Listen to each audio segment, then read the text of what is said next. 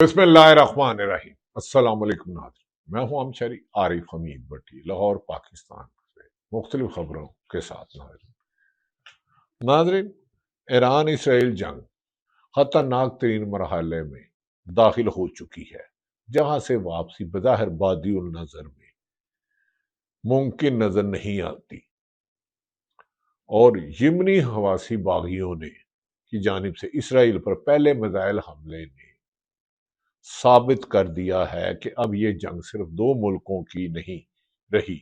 حواسیوں کی انٹری کا مطلب بظاہر یہ نظر آتا کہ اب ابنائے ہرمز کے بعد باپ المندوب بھی نشانے پر ہے۔ اس کا مطلب کیا ہے؟ اس کا مطلب بظاہر تو یہی لگتا ہے کہ پوری دنیا کی معیشت اب حواسیوں اور ایران کے نشانے پر آ چکی ہے۔ وہ امریکہ جو سپر پاور کہتا تھا، وہ اسرائیل، جس کو اب اس کی کے موساد کے سابق سربراہ، سابق وزیر اعظم اسرائیل اور ایران پہ ان کے ایکسپرٹس جتنے بھی ہیں، ڈونلڈ ٹرمپ اور نیتن یاہو پر تنقید کے نشتر بچھا رہے ہیں کہ اس دو شخصیات نے پوری دنیا کا امن تباہ کیا۔ جس ایران کو وہ ختم کرنا چاہ رہا تھا، اس کی لیڈرشپ نے، اس کی عوامی طاقت نے، اس کے مسلسل جوابی حملوں میں جس طرح اس نے اسرائیل کو نشانہ بنایا، اس سے ایسا لگتا ہے ایران یہ جنگ اعصابی طور پر اسرائیل اور امریکہ کو شکست دے چکا ہے اس جنگ میں۔ اب ناظرین، آج کی اس رپورٹ میں ہم ان تمام خبروں کا پردہ چاک کرنے کی کوشش کریں گے جو عام میڈیا آپ کو نظر نہیں آتا، یا یقیناً آپ کو دیکھتے بھی ہوں گے۔ حواسیوں کا الٹیمیٹم اور باب المندوب کی بندش، یمنی مسلح افواج کے ترجمان یحییٰ شری نے ٹیلی گراف پر واضح کر دیا کہ انگلیاں ٹریکر پر ہیں، انگلیاں ٹریکر پر ہیں، یعنی کہ اسرائیل نشانے پر ہے اور امریکہ کے اتحادی نشانے پر ہیں۔ اگر کوئی ملک امریکہ اور اسرائیل کا ساتھ دے گا تو اسے نشانہ بنائیں گے، اور یہی ایران کہتا ہے۔ ایران کے صدر مجتبی، ان کے عباس اراغچی بار بار کہہ چکے ہیں کہ مڈل ایسٹ کے جس ملک سے ان کی طرف حملہ ہوا وہ جوابی حملہ کریں گے، اور گزشتہ روز بھی ایران نے مسلسل اسرائیل اور دبئی اور جہاں جہاں امریکن بیسز ہے وہاں پر حملہ کیا، جبکہ اسرائیل کی جانب سے بھی ایران میں بڑی میزائل حملے کیے جا رہے ہیں۔ ناظرین، ہم آ جاتے ہیں ہم یمنی ایشو والے پہ ہی۔ اگر کوئی ملک امریکہ یا اسرائیل کا دے گا نشانے پہ، باب المندوب صرف 30 کلومیٹر چوڑی ہے، وہاں سے دنیا کی 15% تجارت گزرتی ہے، 15% دنیا کی تجارت گزرتی ہے۔ اگر یہ راستہ بند ہوا تو نہر سوئز نکارہ ہو جائے گی، اور عالمی منڈی میں تیل کی قیمتیں آسمان کو چھونے لگیں گی، جو کسی بھی ملک کی سروائیول کے لیے مشکل ہو جائے گا۔ یہ عالمی معیشت کی ایک ڈرونا خواب ثابت ہو سکتا ہے۔ نیتن یاہو کے بارے میں آ جاتے ہیں۔ نیتن یاہو، موساد اور جی ڈی وینس اندرونی پھڈا بھی سامنے آیا ہے ان دنوں۔ اگر آپ اسرائیلی اخبارات دیکھیں، امریکن اخبارات دیکھیں، آپ نے وال اسٹریٹ جرنل دیکھ لیں، واشنگٹن پوسٹ دیکھ لیں، نیو یارک ٹائم دیکھ لیں، یا اسرائیلی میڈیا دیکھ لیں، یا الجزیرہ دیکھ لیں، تو یہ پھڈا اب نیتن یاہو اور جے ڈی وینس کا خبروں میں آ رہا ہے۔ ناظرین، اسرائیل کے اندر اس وقت شدید بغاوت کی صورتحال ہے۔ نیتن یاہو اور موساد چیف کے درمیان شدید جھگڑے کی خبریں نمایاں طور پر آ رہی ہیں، کیونکہ نیتن یاہو ایران میں رجیم چینج کروانے میں بری طرح ناکام ہو رہا ہے۔ اپنی اقتدار کو بچانے کے لیے نیتن یاہو نے جو جنگ شروع کی، اب اسی کے گلے کا توق بج چکی ہے۔ جے ڈی وینس اور نیتن یاہو میں جھگڑے کی خبریں ہیں، کیونکہ اس کے مطابق ڈونلڈ ٹرمپ کو جھوٹ بول کر نیتن یاہو نے اس گھٹیا جنگ میں شامل کیا، اور نیتن یاہو اور ٹرمپ کی ملی بھگت سے ایران پر حملہ کیا گیا، اور سب کچھ بدل جائے گا۔ یہی وجہ ہے کہ ادھر امریکہ میں جے ڈی وینس کے خلاف اسرائیل میڈیا نے محاذ کھول دیا ہے۔ اب یہ ایک دوسرے کے کپڑے چاک کر رہے ہیں۔ نیتن یاہو کا ترجمان اخبار اسرائیل قیوم اور جے ڈی وینس کے خلاف خبریں لگا رہا ہے۔ اس کے پیچھے مریم ایڈلنس، ارب پتی شیلڈن ایڈلنس کی بیوہ کا ہاتھ بتایا جاتا ہے، اور بعض اخبارات نے دعویٰ کیا یہ ایک سازش کے تحت کیا جا رہا ہے، کیونکہ امریکہ میں آج اتنا بڑا احتجاج ٹرمپ کے خلاف ہونے جا رہا ہے جس کا ٹرمپ نے خواب میں نہیں دیکھا تھا۔ اتنا ناپسندیدہ شخص امریکہ کا شاید ہی وہ پہلے کبھی امریکہ کی تاریخ میں آیا ہو۔ ناظرین، جو ٹرمپ کی سب سے بڑی ڈونر ہے، یاد رہے کہ امریکی سفارت خانے کے یروشلم منتقلی کے پیچھے بھی اسی خاندان کا پیسہ اور اثر و رسوخ اور دباؤ تھا۔ یہ کون اب نیتن یاہو کے لیے گلے کی ہڈی بن چکا ہے، اور اب اس کے لیے سروائیول خاصی مشکل نظر آتی ہے۔ نیتن یاہو اور ٹرمپ مل کے امریکہ میں تو ایران میں تو رجیم چینج نہیں کر سکے۔ ان کی تمام قیادت پاکستان انقلاب جس طرح طاقت سے جوابی حملے کر رہا ہے، اب لگتا ہے کہ نیتن یاہو اور ٹرمپ کی اپنی حکومتیں انہی کے ملکوں میں خطرے کی بن ہے، اور ان کی عوام ہی ان کے خلاف عوام سامنے آ چکی ہے۔ ناظرین، اب آ جاتے ہیں ایران میں تباہی اور ٹرمپ کی ناکامی کی وجوہات کیا ہیں۔ اسرائیل کی غلط اسیسمنٹ، کیونکہ جب جس قیادت کے ساتھ، جس فوج کے ساتھ عوام ہو، 11 کروڑ سے زیادہ آبادی ہو، اور اس کے موت کا خوف نہ ہو، ایران کے پاس اب کھونے کے لیے کچھ نہیں، 40 سال سے بندش ہے، بین الاقوامی قوانین کی پابندی کی جا رہی ہے۔ پچھلے سال بھی امریکہ اور اسرائیل نے مذاکرات کے نام پر ایران پر حملہ کر دیا، اور اس کے بعد انہوں نے اپنی میزائل ٹیکنالوجی پر اتنی توجہ دی کہ وہ اس وقت دنیا کی ایک ایسی طاقت بن چکا ہے جسے اسرائیل، امریکہ اور دیگر ممالک مل کے بھی ناکام یا کمزور نہیں کر سکے۔ یقیناً بہت بڑی تباہی ایران میں بھی ہوئی ہے، لیکن ان کا جذبہ اور جو ابھی حملے ہیں، میں نے کہا ایران میں تباہی اور ٹرمپ کی ناکامی۔ ڈونلڈ ٹرمپ نے دعویٰ کیا تھا کہ ایران کی توانائی ترتیبات حملے نہیں ہوں گے، لیکن اسرائیل نے ٹرمپ کی بات کو بھی ہوا میں اڑا دیا، اور ایسا لگتا ہے کہ اب اسرائیل اپنی حکومت بچانے کے لیے نیتن یاہو عالمی قوانین کی خلاف ورزیاں کرتا کرتا اپنے ہی دوست نیتن یاہو ڈونلڈ ٹرمپ کو بھی چیٹ کرنے پر آ گیا ہے۔ اسرائیل نے ایران کے بجلی گھر اور ایک سویلین نیوکلیئر پلانٹ اور 3 بڑی سٹیل ملز کو نشانہ بنایا ہے، جہاں ایران کا کم و بیشتر 70% پیداوار ہوتی ہے۔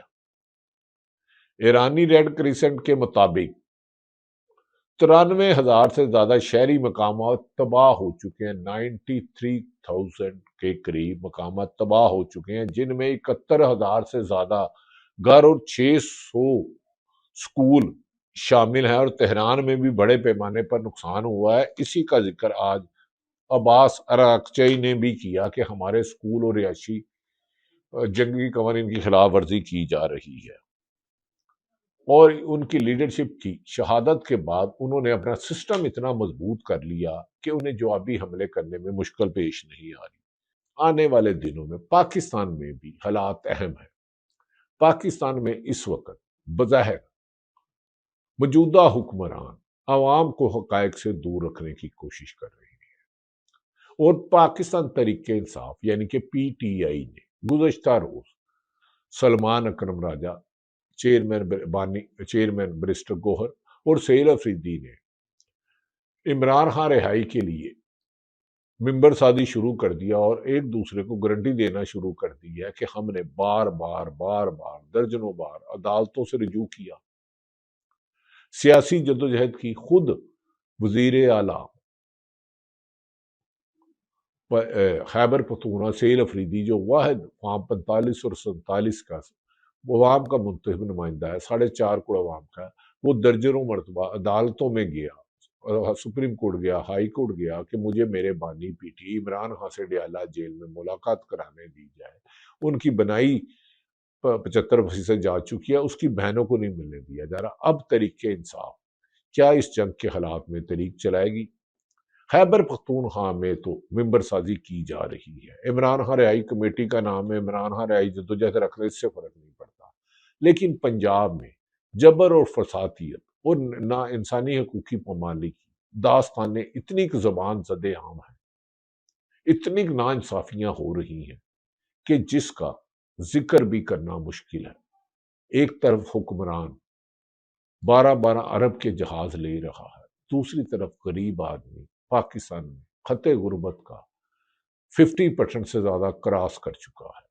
پیٹرول اور روزمرہ کی اشیاء کی قیمتوں میں اضافہ، انسانی حقوق کی پامالی۔ پاکستان طریقے انصاف کو ختم کرنے کے لیے سرکاری بیوروکریسی کے اختیارات کا ناجائز استعمال سے ایسی داستانیں زبان زد عام ہے کہ اگر میں ان کے حقائق رکھوں تو بہت مشکل ہوگا، کیونکہ پاکستان میں خبر کی بجائے، حقائق کی بجائے پراپوگنڈا مشینوں نے کوریج لے لی ہے، میڈیا کو خاموش کروا دیا گیا ہے۔ عدلیہ میں بار بار پی ٹی آئی کے جانے کے باوجود، بار بار طریقے انصاف کے جانے کے باوجود انہیں انصاف نہیں مل رہا۔ 1.25 سال سے زیادہ وقت گزر چکا ہے، عمران خان کا القادر کیس کا اسلام آباد ہائی کورٹ کیس ہی نہیں سن رہا، یہاں تک کہ ان کی بہنیں علیمہ خان، نورین نیازی ہو، انہوں نے درجنوں مرتبہ عدالتوں میں گئے۔ ہر منگل کو ان کی بہنیں فیملی جاتی ہے اور جمعرات کے دن پی ٹی آئی کی لیڈرشپ جاتی ہے، لیکن اڈیالہ جیل نہ سپریم کورٹ کا حکم مانتا ہے، نہ ہائی کورٹ کے حکم مانتا ہے، نہ پاکستان میں قیدیوں کے حقوق مانتا ہے، اور اس طرح منمانی کر کے رکاوٹیں کھڑی کی جاتی ہیں کہ بہنوں کو، بھائی سے عمران خان سے ملنے کے لیے جانے والوں کو، یا پی ٹی آئی کی لیڈرشپ پر سردیوں میں ٹھنڈا پانی، کبھی کھندقیں کھودنا، کبھی کنٹینر کھڑے کرنا، کبھی رکاوٹیں کھڑی کرنا، کبھی ان کے بال گھسیٹنا، کبھی انہیں مارنا پیٹنا، کبھی وہاں سے گرفتاریاں کرنا۔ اس وقت ہزاروں طریقے انصاف کے لوگ لاکھوں مقدمات میں ملوث ہے، اور پنجاب میں ہی لاکھوں چھاپے مارے جا رہے ہیں۔ اگر کوئی کہہ دے کہ طریقے انصاف یہ ہے، جبکہ اس دوران جب عمران خان کا صاحبزادے قاسم خان نے یو این او میں جا کر کہا کہ ان کے والد کے ساتھ انسانی حقوق کی پامالی ہو رہی ہے، ان تک رسائی نہیں کرائی دی جا رہی، اس پر بھی پراپوگنڈے کرایا گیا۔ یاد رکھ لیں، میں جرنلسٹ بعد میں ہوں، کوئی بھی سرکاری افسر ہو، سب سے پہلے الحمدللہ ہم مسلمان ہیں اور پاکستانی ہیں، مجھے صحافت سے زیادہ اپنا پاکستان عزیز ہے۔ جی ایس ٹی سٹیٹس کے بارے میں انہوں نے کچھ نہیں کہا۔ اگر کوئی بھی بندہ ملکی مفاد کے خلاف جائے گا، چاہے وہ کسی سیاسی جماعت سے ہو، سرکاری افسر ہو، اپنے حلف کی خلاف ورزی کرے، تو اس کی نشاندہی کرنا ہر پاکستان کے فرائض میں شامل ہے، کیونکہ یہ پاکستان ہے تو ہم سب ہیں۔ ناظرین، ایران کی عوام نے ان کی لیڈرشپ جب 2025 میں حملہ کیا گیا تو 90%، 60% ختم کر دیا گیا، لیکن عوام اکٹھی ہو گئی، اور پاکستان میں عوام اور حکومت کے درمیان رشتے کا بہت زیادہ گیپ ہے۔ ہمارے حکمرانوں کو یہ سوچنا ہوگا کہ کسی بھی دشمن ملک اگر بھارت افغانستان کے ذریعے پاکستان میں دہشت گردی کرا رہا ہے تو اس کے لیے عوام کو یکجا کرنا ہوگا۔ پاکستان کی اگر بھارت کے ساتھ آج بھی جنگ ہوگی تو پاکستان کی میں کوئی سیاسی جماعت نہیں، صرف سب پاکستانی ہیں، اور پاکستان کے مفاد کے لیے ہمارا جان و مال سب کچھ قربان۔ لیکن اس کے لیے جو انہوں نے ملک سے وفاداری کا حلف لیا ہے اور قانون کے دائرے میں رہ کے کام کرنے کا حلف لیا، انہیں بھی پورا کرنا ہوگا، مجھے بھی کرنا ہوگا۔ ملکی مفاد ہی عزیز ہے۔ جنگ کی اس صورتحال میں تیل اور گیس کا بحران سر اٹھا رہا ہے۔ ایک ڈونلڈ ٹرمپ اور نیتن یاہو کی ہٹ دھرمی نے پوری دنیا کے امن کو تباہ کر دیا۔ تو ہمارا یہی فرض ہے کہ ملکی مفاد میں سوچے۔ اب ڈونلڈ ٹرمپ اور نیتن یاہو پر کہا جا رہا ہے کہ اس نے اپنے اسرائیل کے مفاد کی بجائے اپنے ذاتی مفاد کی خاطر ایران پر حملہ کیا۔ تو ہمیں بھی سوچنا ہوگا، چاہے حکومت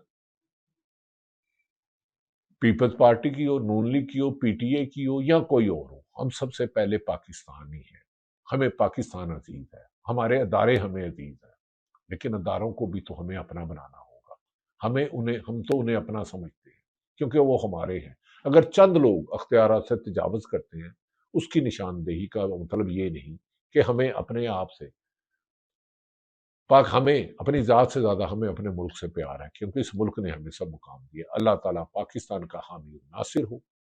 ایران عراق کی جنگ میں یہ اب ثابت کر دیا ہے جب عوام اور خصوصاً گزشتہ روز ہونے والے ناظرین خطرناک مرحلے میں یمنی حوثی باغیوں کے بعد اب ایران طاقتور ہو رہا ہے اور اسرائیل اور امریکہ اپنی پالیسیوں کی وجہ سے ناکام ہو رہے ہیں۔ اللہ تعالیٰ پاکستان کا حامی و ناصر ہو۔ پاکستان زندہ باد۔